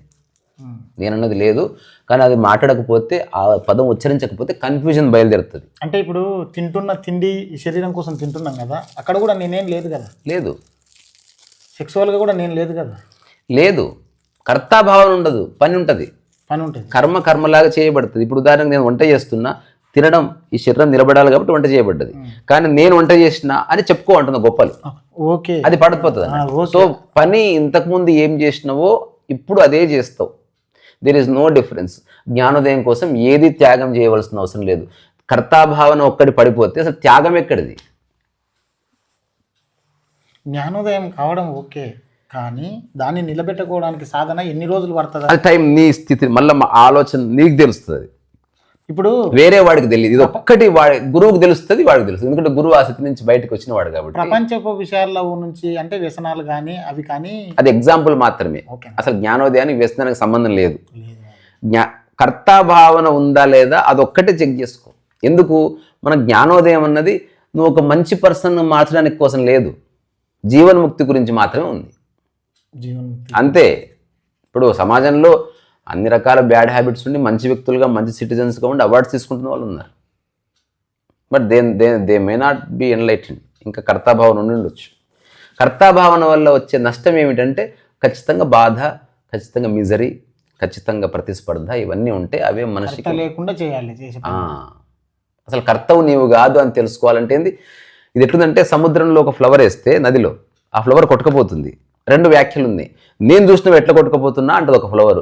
రెండో ఫ్లవర్ అంటది లేదు నది కొట్టుకుపోతుంటే నేను దాంతో పాటు కొట్టుకుపోతున్నా అంటది. ఇది కర్తాభావన లేని స్థితి. రెండూ కొట్టుకుపోతూనే ఉన్నాయి, కానీ ఒకటి వ్యాఖ్య మారింది. ఆ మారిన వ్యాఖ్య నిజమా కాదా చెక్ చేసుకోవడానికి టైం పడుతుంది. ఇప్పుడు కొంతమందికి నేను రమణ మహర్షిని చూస్తున్నాగా ఆ క్షణం ఇట్లా పడిపోయినా అవన్నీ ఆలోచనల వల్ల కలిగినవి. అంటే రమణ మహర్షి గురించి ఏమీ తెలియని వాడికి రమణ మహర్షిని చూసినప్పుడు ఏ భావన కలగకపోవచ్చు. నేను ఆ ఫోటో చూసినప్పుడు అట్టే చూసుకుంటా పడిపోయినా అయ్యుండొచ్చు. అంటే అప్పుడు ఓన్లీ జ్ఞానోదయమైన స్థితే కానీ ఆ సాధన మిగిలి ఉంటుంది. మళ్ళీ నెక్స్ట్ టైం పడుతుంది ఖచ్చితంగా. ఎందుకు పడుతుంది? నిలబడుతుందా లేదా చెక్ చేసుకోవాలి కదా. పడిపోయినా నేను లేచి కూర్చున్నా అప్పటిసంది నాకు ప్రపంచం కొత్తగా అనిపించింది, నేను ఎవరేమని లేకపోయినా. ఒక్కటబ్బా, నిజంగా జ్ఞానోదయమైన వ్యక్తిని ఎట్లా గుర్తుపట్టవచ్చు అంటే అతను మామూలుగానే ఉంటాడు అంతే. ఇప్పుడు నేను కొన్ని విషయాలు మా మామూలుగా రమణ మహర్షి ఆశ్రమంలో పోయి కూర్చున్నాను, ఆయన ముందర ధ్యానం చేసినా అసలు ఫీలింగ్ కొంతమందికి రాదు కదా. అసలు వాటి కోసం వెళ్ళట్లే. ఇప్పుడు రమణ మహర్షి ఎవరు? ఫస్ట్ దాన్ని విచారణ చెయ్యి. నువ్వు అక్కడ పోయి కొంతమందికి విచారణ చెయ్యకుండానే నేను ఇప్పుడు ఫోటో చూసే వరకు ఆయన కళ్ళలోంచి వచ్చిన కాంతిని చూసి నేను పడిపోయి, అదంతా భావనని. ఇప్పుడు అది భావన కాబట్టి మనం తప్పు ఒప్పంటే అనవసరంగా బాధపడతారు. మన చర్చ అది కాదు. గూస్ బంప్స్ రాని అంటే ఆ వ్యక్తి నాకు ముందు తెలియదు కదా. నేను అంటున్నది అది ఆ వ్యక్తికి సంబంధించిన విషయం వదిలేద్దాం మనం. మళ్ళీ మ్యానిపులేట్ అవుతారు కదా జనాలు. మనకు సంబంధం లేదు అది. నువ్వు ఉన్నా లేకపోయినా ఏదో ఒకటి జరుగుతుంది, అది వదిలేద్దాం. నీ గురించి నువ్వు ఆలోచించుకో. ఇప్పుడు రమణ మహర్షి యొక్క స్థితి అని దేన్ని అంటున్నామో ఆ స్థితి ఎట్లా వస్తుంది అనేది ఒక చిన్న విచారణ చేస్తే దొరికిందనుకో, అది నీలో చెక్ చేసుకో. పడిపోయినందుకు అది నాకు తెలియదు. రకరకాల ఉత్తుత్తగానే పడిపోయిన వాళ్ళు ఉన్నారు రమణ మహర్షి చూడకుండా కూడా. దానికి మళ్ళీ వేరే సైంటిఫిక్ రీజన్స్ ఉన్నాయి. మనోభావాలు దెబ్బతింటాయి సత్యం చెప్తే. ఇప్పుడు చిరంజీవిని చూస్తే థ్రిల్ అవుతారు కదా, ఎందుకు అవుతారు? ఒక బలమైన కోరిక లోపల వండిపోయి ఉంటుంది, సడన్గా చూసేవరకు ఎందుకు అవుతారు? నువ్వు కరెక్ట్గా విచారణ చేస్తే దానికి ఆన్సర్ ఉంది. అంటే ఒక వ్యక్తి ఎప్పటికి కలవలేము అనుకున్నవాడు అది గొప్పది అనుకున్నప్పుడు దాని గురించి పరిపరి విధాలుగా ఆలోచన చేసినప్పుడు అదంతా ఒక స్ప్రింగ్ లాగా ఆలోచనలు ఉత్తుకుపోయి ఉంటాయి. ఆ వ్యక్తి కనబడగానే స్ప్రింగ్ ఓపెన్ అయ్యి నీకు జుబిలెన్స్ వస్తుంది. మళ్ళీ వాళ్ళ అబ్బాయికి ఎందుకు రాదు? అది వాళ్ళ అబ్బాయికి రాదు, ఆయన మీద ఫీలింగ్ లేని కూడా రాదు. వాళ్ళ అటెండర్కి, వాళ్ళ కార్ డ్రైవర్కి ఎందుకో మూర్చపోతే కార్ డ్రైవర్ని గుద్దరు. అందుకే చిరంజీవి పక్కన ఎవరైతే ఉంటారో వాళ్ళు నార్మల్గా ఉంటారు. అవును, చిరంజీవి అని తెలియని వాళ్ళు కూడా నార్మల్గా ఉంటారు. అంతే కదా. అందుకే ఒక గురువుని కలిసినప్పుడు కూడా ఇప్పుడు రమణ మహర్షి చాలా దూరం, నా దగ్గరకు వచ్చి పడిపోయిన వాళ్ళు ఉన్నారు. నేను జస్ట్ లేపి నీళ్ళు ఇస్తాను. ఇట్ ఈస్ రమణ మహర్షి చుట్టూ ఒక చిన్న గంభీరమైన వాతావరణం తయారైంది బికాజ్ ఆఫ్ ఆశ్రమ్ సెటప్. నా దగ్గర ఆ చెత్త కూడా లేదు. అందుకని 3వ రోజు నార్మల్ అయిపోతుంది నన్ను చూస్తే. నన్ను ఇప్పుడు మాట్లాడు. ఇప్పుడు you have a right mind. నువ్వు అంత ఎమోషనల్ అయ్యి నువ్వు ఏ ప్రశ్న అడుగుతావు నన్ను? నేను ఫోన్ లిఫ్ట్ చేస్తే ఏడ్చిన వాళ్ళు ఉన్నారు. అంటే వాళ్ళ భావన ఏంటి? ఇతను అందుబాటులో లేడు, ఇతను ఒక జ్ఞాని, ఇతను మనం ఫోన్ చేస్తే కలవడు, ఎవరో ఫోన్ చేస్తారు, ఎవరో మాట్లాడాలి, వెయిట్ చేయాలి, ఇవన్నీ ప్రపంచంలో ఉన్నాయి కదా. అదంతా వాడు అనుకున్నాడు. అది ఎప్పుడైతే బ్రేక్ అయిందో వాడు ఆశ్చర్యపోతున్నాడు. శరీరంలో ఉన్న సంవేదనలకు నేనుకేం సంబంధం లేదైతే. అస్సలు సంబంధం లేదు. మనసు వల్ల శరీరం రియాక్ట్ అవుతుంది. ఒక్కొక్కసారి నువ్వు మంచిగా ఆరోగ్యంగా జిమ్ చేస్తున్నప్పుడు కూడా హఠాత్తుగా వచ్చి మీ అమ్మ చచ్చిపోయిందంటే నువ్వు కొలాప్స్ అయిపోవచ్చు. అంటే ఆ థాట్కి అంత పవర్ ఉంటుంది. ఎంత ఫిట్నెస్. అందుకని ఆధ్యాత్మికత అంటే థాట్నే లెక్కలోకి తీసుకోకపోవడం, తద్వారా అన్ని నార్మల్గా ఉంటాయి. నేను నా పుస్తకం రాసిన మాట, ఈ మొత్తం విశ్వంలో మనసు అనే దాన్ని ఒక్కటి పక్కకు తీసేసి చూడంతా బాగానే ఉంది. శరీరం అంతే. అంటే ఎదురుగున్నది నీవు, ఈ రెండు ఉన్నాయి. సో దానిగా చూస్తే మనసు లేదు. దాన్ని గొప్పగా చూసినా మామూలుగా చూసినా మనసు వచ్చేసింది. దాన్ని నాదనుకుంటే మాయ పుట్టింది. నాదనుకున్న తర్వాత అటువంటిదే వేరే వాళ్ళ దగ్గర ఉంటే ఈర్ష్య పుట్టింది. సో నాదనుకున్న తర్వాత నాకంటే గొప్పగా ఎవరి దగ్గర ఉంటే ద్వేషం పుట్టింది. నాదనుకున్నది పోతని తెలిస్తే భయం పుట్టింది. సో నాదనుకున్నది ఎప్పటికీ నా దగ్గరే ఉండాలనుకుంటే వ్యామోహం పుట్టింది, పొజిటివ్నెస్ పుట్టింది. ఆ తర్వాత నాదనుకున్నది ఒక్కడి దగ్గరే ఉందనుకుంటే గర్వం పుట్టింది. ఈ నా అన్నది ఒక్కటి లేవనుకో ఇవేవి లేవు. ఇప్పుడు మనసుకు అలవాటైనవి శరీరాన్ని మనసుకు వచ్చే ఆలోచనలు మనం కూర్చోబెట్టడం, మన బాడీని కదలనీయకుండా కూర్చుంటే ఆలోచన పడిపోతుంది అంటారు కదా. కదలనీయకుండా కూర్చోవాలంటే నీకు దాని రహస్యం తెలియాలి. వేరేవాడు చెబితే కదలకుండా ఎవడైతే కూర్చుంటున్నాడో వాడు ప్రాక్టీస్ చేస్తున్నాడు. తనకు తాను స్ఫురణ కలిగితే అతను ఉపేక్షిస్తున్నాడు. రెండు వేరే వేరే. జమీనాసనం వరకు ఉంది. ఇద్దరు కదలకుండా కూర్చున్నారు, ఇద్దరు ధ్యానం చేస్తలేరు. ఏ జ్ఞానోదయం కలిగి పొందిన వ్యక్తికి ధ్యానమే చేయలేదు. ఇప్పుడు ధ్యానము తెలియక చేశారు వాళ్ళు. ధ్యానము వాళ్ళు చేసిన సైంటిఫిక్ అప్రోచ్లో చేశారు, గుడ్డిగా చేయలే. ఆలోచనలు పక్కకు పోతే వచ్చిపోయే ఆలోచన చూడు అని మా గురువుగారు చెప్పారు. వచ్చిపోయే ఆలోచన చూస్తున్నా, వచ్చిపోయే బస్సులను చూస్తున్నా, అట్లా ఉండదు. అసలు ఆలోచన యొక్క స్వరూపం ఏంది? నన్ను బాధ పెట్టే ఆలోచన ఏది? నేను ఉత్సాహపడుతున్న ఆలోచన, ఒక్క ఆలోచన వల్ల నేను ఎందుకు పరిచయం అవుతున్నా, అసలు ఆలోచన ఎట్లా పుట్టిందని ఎంక్వైరీ చేసినప్పుడు you are out of it. అప్పుడు తెలుస్తుంది అన్నీ వచ్చిపోతున్నాయి, కానీ వచ్చిపోతున్న వాటిని స్థిరంగా చూస్తున్నది ఒకటి ఉంది, అదే నేను అని తెలుసుకున్నాను. అంటే కూర్చొని లేవకపోవడం అంటే అదే కాదు, కూర్చో లే, బట్ దెర్ ఇస్ సంథింగ్ అదే అంటే విచ్ ఇస్ కాన్స్టాంట్లీ దేర్. దాంట్లో హెచ్చు లేదు, తగ్గు లేదు, అది మంచి కాదు, చెడు కాదు, అది ఆడ కాదు, మొగ కాదు, దానికి చెవులు లేవు, కళ్ళు లేవు, ఇట్లాంటివన్నీ చెప్పారు.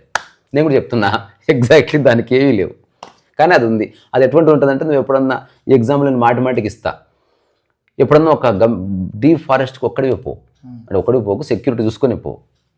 అక్కడ ఒక రాయి ఉంది, ఒక చెట్టు ఉంది, నది ప్రవహిస్తుంది, వాటితో పాటు నువ్వు ఒక 2 రోజులు ఉండు అక్కడ, డోంట్ టాక్. అప్పుడు నువ్వు సరిగ్గా చూస్తే అని ఉంటుంది, అది సంథింగ్ ఈజ్ దేర్. అది మన కంటికి కనబడకపోవచ్చు. జస్ట్ ఒకసారి నువ్వు ఆకాశం చూసినావు కదా, ఒకసారి ఆకాశం నిన్ను చూస్తుంది అనుకున్నావు, ఒకసారి చూడు, అట్లా చూస్తుంది. అదే సాక్షి అంటే. అంటే జడ్జిమెంట్ లేకుండా చూసే చూపు సాక్షి, అభిప్రాయం ఏర్పరచుకోకుండా చూసే చూపు సాక్షి. అదే ఆకాశ స్థితి అంటే ఏందనుకున్నావు? అభిప్రాయం ఏర్పరచుకోకుండా, జడ్జిమెంట్ లేకుండా, పోల్చుకోకుండా, యథావిధిగా ఉన్నది ఉన్నట్టు, కల్పనలు లేకుండా చూసే చూపు అనమాట. ఇప్పుడు అందుకే భగవంతుడు అందరిని ఒకేలా చూస్తాడంటే అర్థం తెలుసా? అభిప్రాయాలు ఏర్పరచుకోడు. అంటే ఇప్పుడు నేను చెప్పిన నిర్వచనం పరమాత్మకే సెట్ అవుతుంది, ఇంకా దేనికి సెట్ కాదు. లేదా గురువుకి సెట్ అవుతుంది. గురువు కూడా పోలికలు ఉండవు, కల్మషం ఉండదు, నా ఉండదు, నిరాకారం. అంటే ఏది ఉందో అది ఉంది. అందుకే గురువు దగ్గర ఉన్న వాడికి ఏమనిపిస్తుంది అంటే, నేనే గురువుకు ప్రత్యేకం అన్నట్టు అనిపిస్తుంది ప్రతి ఒక్కరికి. గురువు అందరినీ అలాగే ట్రీట్ చేస్తాడు. బేసికల్గా వంట చేస్తున్నప్పుడు వంటవాడితో ఉంటాడు, వంట అయిపోగానే వాడిని మర్చిపోతాడు అంతే. పుస్తకం రాస్తుంటే పుస్తకం సహాయం చేసేవాడితో ఉంటాడు, వీడు లేకపోతే నా పని నడవదయా, ఆ పుస్తకం అయిపోగానే వాడిని చదువుతుంటాడు అంతే. అసలు ఎవరితో పని లేదు ఆయనకి. అది తెలుసుకునే రోజు శిష్యుడికి వస్తే వాడికి జ్ఞానం అయితే, అమ్మో ఇంతకాలం వీడు నేను లేకపోతే అన్న అంత ఉత్తది. అది అసలు నేనున్నా లేకున్నా ఆయన ఉన్నాడు, అట్లనే ఆయన ఉన్నా లేకున్నా నేనున్నానన్న భావననే ఆధ్యాత్మికత యొక్క ఒక స్థితి. కానీ నేను బాగాలేను, బాగుండకపోవడం లేదు, నేను ఉన్నాను, ఉంది. ప్రకృతి బాగుండదు, బాగలేకుండా ఉంది. సాక్షి అంటే ఉంది, నిష్కామకరం అంటే ఉంది, ఆ స్థితి ఉంది. అన్బయాస్డ్గా ప్రెజుడిస్ లేకుండా ఉంటుంది. సో ఇదంతా నా సొంత వ్యాఖ్య, ఇది నా స్థితి గురించి మాట్లాడుతున్నాను నేను. జ్ఞానోదయమైన వ్యక్తి ఏదో పని నిరంతరం ఎప్పుడు ఏదో పని సందర్భం నిర్ణయిస్తుంది. ఆయన పని చేయడం ధర్మాన్ని చేస్తాడు. ధర్మం అంటే ఇక అలసట్లేని పని జీవితకాలం. కొందరు సందర్భంలో నీటి ఎద్దడు ఉందనుకో, వాడు నీటిని కాపాడే కార్యక్రమం చేస్తాడు. స్వార్థం ఏమి ఉండదు. ఎందుకు ఉండదంటే వాడు బెనిఫిట్ అయితేనే ఉంటాడు. ఇప్పుడు అన్నదానం అంటే అందరు ఆహావహం అంటారు కదా, అన్నదానం చేస్తే అతను కూడా తింటాడు కదా. ఒక గృహస్థు వాడిది భోజనం వాడు తింటాడు, ఒక గురువు తింటున్నాడు, కానీ గురువు గొప్పగా అనిపిస్తుంది, స్వార్థం తీసేసిండు. ఒక 10 మంది వస్తే వండి పెట్టండి రా, రేపటికి లేవు, రేపటి సంగతి దైవాధీనం, ముందు కానీ అమ్మ అన్నాడు. అదే ఒక గృహస్థి ఏమంటాడు, అమ్మ రేపట్లో అయితే మా ప్రాబ్లం అవుతుంది అని వాడు ఇరుక్కుపోయాడు స్వార్థంలో. అంతే తేడా. ఆ ఒక గృహస్థైనా వండుకున్నప్పుడు తింటాడు, గురువు 100 మంది కొండి పెట్టిన గురువు కూడా తింటున్నాడు. గృహస్థ అనుభవించేదంతా అనుభవిస్తున్నాడు వీడు, ఏది మిస్ కావట్లే. ఆశ్చర్యం అది. ఇది తెలుసుకున్నా, ఇంటలెక్చువల్గా తెలుసుకున్నంత కాలం సంశయాలు వస్తాయి. రూడ్గా తెలిసినప్పుడు you flow like A water. ఇంకా నీకు ఏ భయం ఉండదు. ఎందుకు భయం ఉండదు అంటే ఇక్కడ ఎవరు లేడని తెలుస్తుంది. ఇక్కడ ఎవరు లేడంటే ఉంటే నీలో భాగమై ఉన్నారు, లేదా ఎవరు లేరు. అది తెలుసుకొని కూడా సాధన ఏమీ అవసరం లేదు. అంటే నీకు స్ఫురణ, ఇవన్నీ స్ఫురణలే. ఆధ్యాత్మిక సాధన అన్నది బేసికల్గా అబద్ధం. శరీరంతో కలిపి చేసే సాధన. సాధన ఎప్పుడైంది? ఉపేక్షించే సమయంలో సాధన అవసరమైంది. అంటే ఇప్పుడు నా ఆలోచనల వల్ల నేను సఫర్ అవుతున్నా, కానీ నేను కదలను ఆలోచనలు పోయే వరకు. ఇప్పుడు శరీరాన్ని ఉపేక్షించవలసి వచ్చింది, అంటే కూర్చోవలసి వచ్చింది. అందరూ అనుకుంటే లేవచ్చు కదరా అక్కడి నుంచి. వాడు చెప్పలేదు, చెప్తే నవ్వుతారు. వాడు చెప్పే వాడు కానీ ఇంత చిన్నదానికి ఎరా నువ్వు అట్లా కూర్చునేది లేదు. అతను చాలా ఇంపార్టెంట్గా తీసుకున్నాడు దాన్ని. ఈ ఆలోచనలు నాకు రావడానికి వీల్లేదు, కానీ ఆలోచనలు ఎట్లా నియంత్రించాలో నాకు తెలియదు. నాకు తెలిసిందల్లా స్పందించకుండా ఉండడం. అదొక్కటే మనిషి చేయగలిగింది తెలుసా భూమి మీద. నువ్వు ఏమి చేయలేవు. ఒక మనిషిని తిడుతుంటే వాడు నోరు ఆపగలవా? కానీ నువ్వు ఒక్కటి చేయొచ్చు, దానికి స్పందించకుండా ఉండొచ్చు. అదొక్కటి నీ చేతులు ఉంది. భోజనం ఉంది, భోజనం చేయకండ్రా, ఆల్కహాల్ అమ్మకండ్రా, డ్రగ్స్ అమ్మకండ్రా అని నువ్వు చెప్పలేవు. తీసుకోకుండా ఉండగలగడం ఒక్కటి నీ చేతులు ఉంది. చుట్టుపక్కలంతా శబ్దాలు ఉన్నాయి, వినకుండా ఉండగలిగే మాత్రం నీ చేతులు ఉంది. అందరూ మాట్లాడుతున్నారు, నువ్వు మాట్లాడకుండా ఉండగలిగే అవకాశం నీకుంది. అందరూ ఏదో పిచ్చి పనులు చేస్తున్నారు. ఏమి చేయకుండా నీ శరీరాన్ని ఒద్దిగ్గా పెట్టుకునే అవకాశం నీ ఒక్కడికి ఉంది. నువ్వు ఏం చేయగలవు? ఒక్కటి స్పందించకుండా ఉండడమే. అందుకే ఉపేక్ష అన్నది కూడా ఒక ఏమంటారు మొదటి మెట్టు కింద కనిపిస్తున్నది. ఇప్పుడు విరూపాక్ష స్కందాశ్రమం అంటారు కదా, ఆయన దాంట్లో తపస్సు చేసినట్టు ఏం చేసిండు? తపస్సు ఏం చేయలే ఆయన, కూర్చున్నాడా పోయి అంతే. ఓకే, ఎవరికి కనబడకుండా. ఇప్పుడు ఆ స్థితిని అర్థం చేసుకోవాలంటే ఇప్పుడు మనం చెప్పిన దాన్ని ఎవడన్నా ప్రాక్టీస్లో పెట్టి చూడాలి. అంటే కర్తాభావన నుంచి సంపూర్ణ విముక్తికి ఎక్కడెక్కడ ఏదన్నా అడ్డొస్తుందని చూసుకునే ప్రక్రియ అది, అంతే. ఇప్పుడు ఇది ఎవరికి వేరే వాళ్ళకి చెప్పనీకి రాదు, మామూలుగా వేరే వాళ్ళకి తెలియదు కూడా.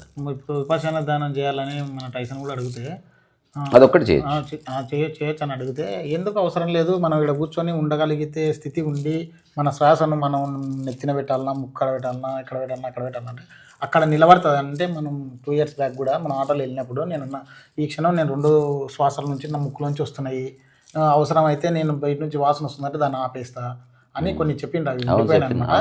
ఆ తర్వాత ఇప్పుడు నేను నా శ్వాసను తెచ్చి ఈ ముక్కు కన్ను బొమ్మలేదు మధ్య పెట్టా అని అంటే, ఇది కూర్చొని ఒకరు చెప్తున్నవి వినకుండా మనంతలకు మనం రియలైజ్ అయ్యి మనం ఒక దగ్గర కూర్చొని అనుభూతి చెందగలుగుతామా? చెందొచ్చు. ఏది చెందినా కర్తాభావన అయితే ఉండటానికి వీలు. ఓకే, అది అల్టిమేట్ కాబట్టి అది అయినా ఓకే, కాకపోయినా ఓకే. ఇంకా అవధిరలేవండి. అంటే నిలబెట్టిన ఇప్పుడు అవన్నీ సాధనలో కొన్ని రహస్యాలు తెలుస్తాయి, అందరికీ అవే తెలుస్తాయి అని గ్యారెంటీ లేదు. అది వ్యక్తికి ప్రత్యేకం.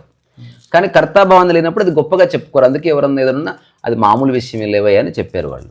నాకు కాబట్టి చేసిన ఇది ఎవరు చేయడం అట్లా ఏ గురువు నీకు చేతనైతే నువ్వు కూర్చున్న కానీ ఏడ మురికాలు అక్కడ కూర్చొని మరసంగా ప్రశాంత స్థితిలో ఉన్నా పిలువ అంటే ఆ అనుభూతిని చెందకుండా నువ్వు ఆ కేంద్రంలో పోయి చేసినా ఏడ ఉన్నా ఒకటే. కానీ సాధన అనేది ఒక 10 రోజులు మనం ఇంట్లో కూర్చోలేము, అక్కడ పోయి కూర్చుంటాం కాబట్టి ఆ స్థితిలో ఏమన్నా తెలుస్తుందా అని. తెలుస్తుంది ఖచ్చితంగా. అందరికి ఒకటే విధంగా తెలిసిందే తెలియకపోయినా వీనికి ఏదైనా కొత్తది తెలుస్తుందా? కొత్తది ఇక్కడ ఏమీ లేదు. ఏదైనా తెలిసిందంటే మనోకల్పన అడ్డం ఉన్నది తొలగిపోయి మనస్సు వల్ల చాలా తెలుస్తాయి. ఉన్నదానికి చేరుకుంటామా అని. అంటే చిన్నపిల్లలు ఉన్నప్పుడు ఉన్న స్థితికి ఇప్పుడు ఎన్నో అడ్డం వచ్చినాయి కదా, వల్ల తొలగిపోయి మళ్ళీ ఆ స్థితికి పోవాలన్నారు కదా. ఆల్రెడీ ఉంది, అది తొలగిపోయి ఇప్పుడు వస్తువు కదా తొలగించడానికి. సారీ, అదే ఉంది. అందుకని తొలగించడం అంటే ఏమీ లేదు. స్పృహ కలిగితే సరిపోతుంది అంతే. స్పృహ కలిపితే పడిపోతుంది అంతే. అక్కడ నుంచి ఏం చేసినా మనం లేవు కదా, లేనప్పుడు ఈ ఫీలింగ్స్ సందర్భం చెప్తా అవి ఏముండవు అసలు. ఉద్వేగాలకు అసలు అలాంటి జ్ఞానికి ఫీలింగ్ ఉండదు, ఉద్వేగం ఉండదు, అనుభూతి లేదు, అనుభవం లేదు. అన్ని చచ్చిపోయి అన్ని ఎండ్ అయిపోయినాయి. వ్యక్తే లేనప్పుడు, నేనన్న భావన లేనప్పుడు అవి ఎందుకుంటాయి స్వామి? ఉద్వేగాలు రావు ఏంటి? ఒకవేళ రావంటే మళ్ళీ రావని కాదు. లిబరేషన్లో ఉన్నవాడు, లిబరేషన్ అంటే కంప్లీట్ విముక్తి కదా, వాడు తీటలేస్తే పోయి బానిస కూడా ఉంటాడు అవసరమైతే. అదే లిబరేషన్ అంటే.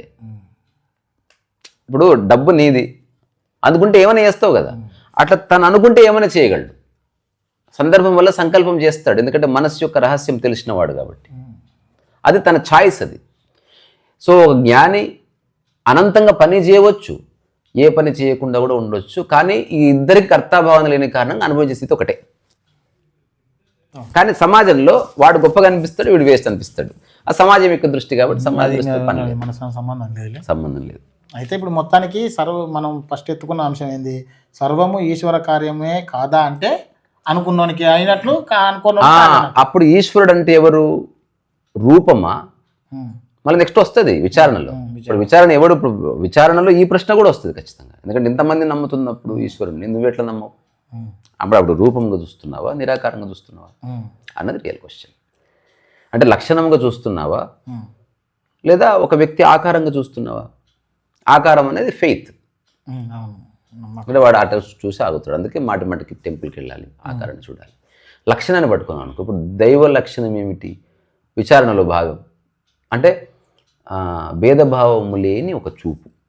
దానికి కరుణ అని పేరు.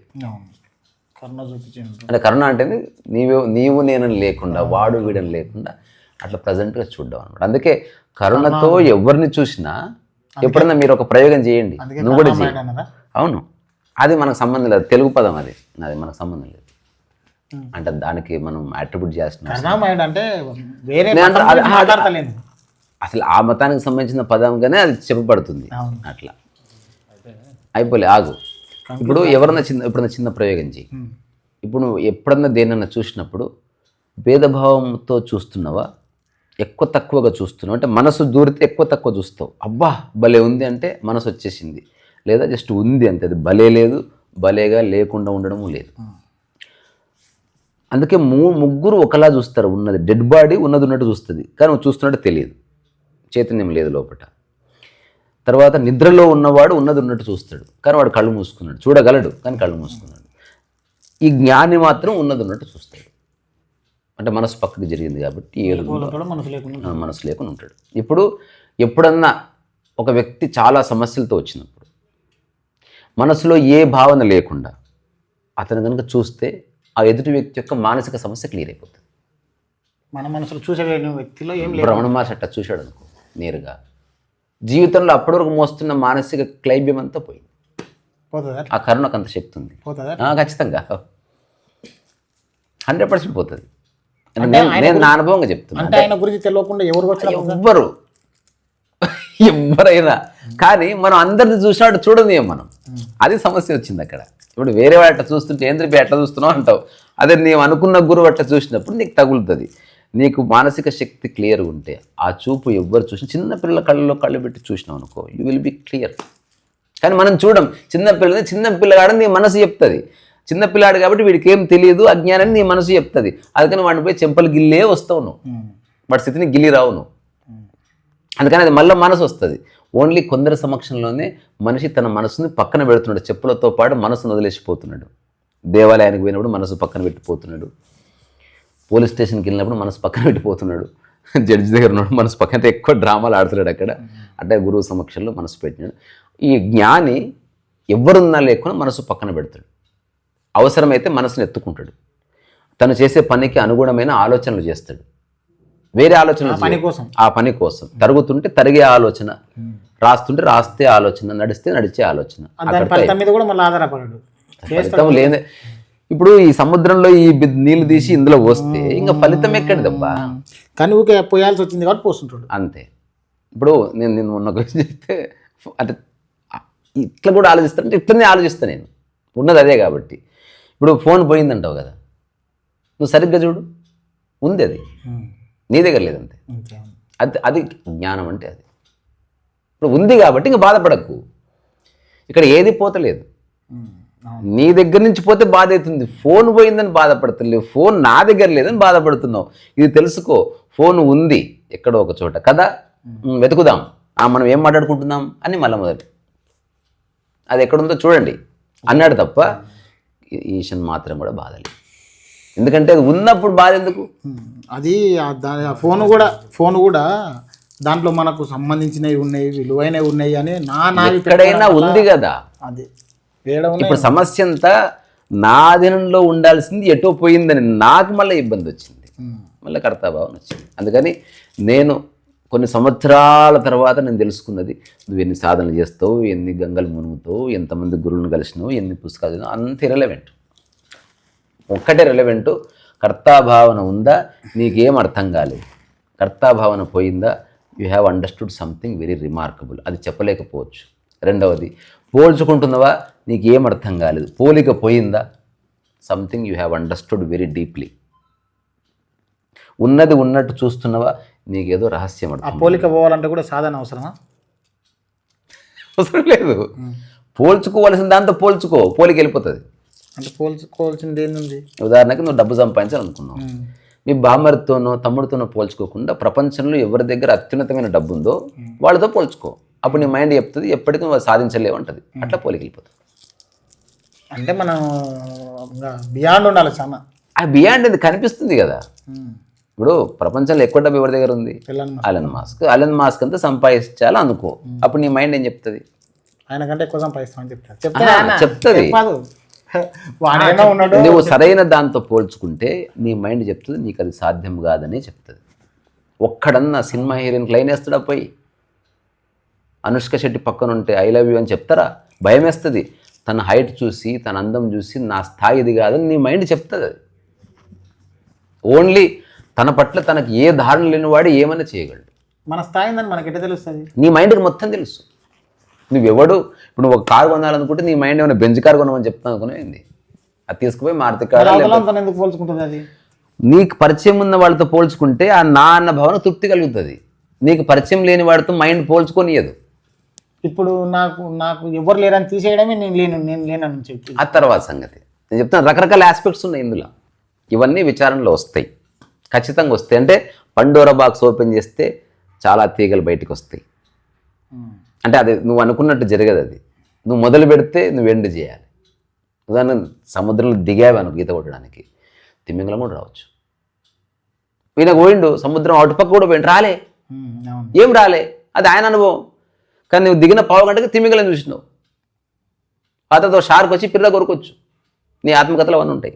కానీ సముద్రం ఒడ్డుకు చేరిన తర్వాత, ఈయన ఒడ్డుకు చేరిన తర్వాత ఇదంతా ఇర్రలేవెంట్. సముద్రం ఒడ్డు చేరినావు, బాతకథం ఎట్లైనా చేరు నువ్వు అంతే అంతే అంతే. గట్టున పడ్డావు. అసలు నేనే లేనని చెప్పిన తర్వాత ఒకవేళ ఆత్మకథ రాసినా ఇది ఊరికి ఏం జరిగిందో చెప్తున్నా తప్ప గొప్ప కాదని చెప్పవలసింది.